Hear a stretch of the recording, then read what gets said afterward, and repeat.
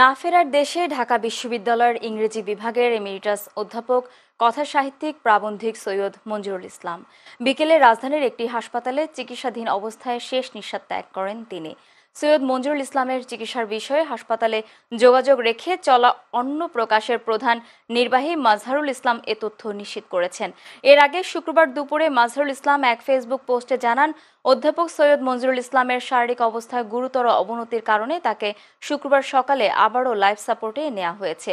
পরিবারের পক্ষ থেকে শুভানুধ্যায়ীদের প্রতি হাসপাতালে ভিড় না করে তার জন্য মঙ্গল কামনার অনুরোধ জানানো হয়। অধ্যাপক সৈয়দ মঞ্জুরুল ইসলাম গত ৩ October university of liberal arts বাংলাদেশে যাওয়ার পথে গাড়িতে অসুস্থ হয়ে পড়েন।